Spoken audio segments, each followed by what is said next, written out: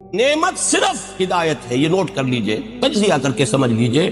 کوئی شے نعمت نہیں ہے، کوئی شے، نہ اولاد نعمت ہے، نہ صحت نعمت ہے، نہ دولت نعمت ہے، نہ اقتدار نعمت ہے، اگر ہدایت ساتھ نہ ہو۔ ہدایت ساتھ ہو تو ہر شے نعمت ہے۔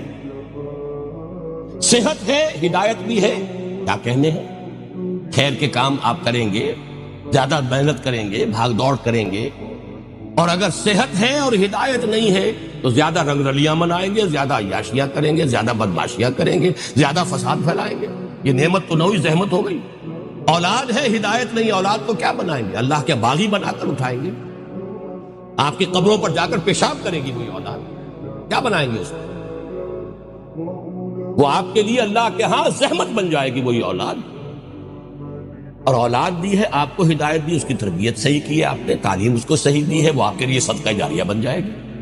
گویا کہ ہر شے صرف نعمت ہدایت کے ساتھ، یہ جس کو ہم کہتے ہیں، جو پرانے زمانے میں تصور تھا، کوئی شے جس چیز سے چھو جائے وہ سونا بن جاتی، وہ شے ہے ہدایت۔ ہدایت ہو تو صحت بھی نعمت ہے، دولت بھی نعمت ہے، اولاد بھی نعمت ہے، اقتدار نصیب ہو جائے، کیا کہنے ہیں، انسان دنیا میں فلاح پیدا کرے گا، خیر پیدا کرے گا، خلق خدا کی بہتری کرے گا، حضرت یوسف کے نقش قدم پر چلے گا، قحط جیسے مسئلے کو حل کر لے گا۔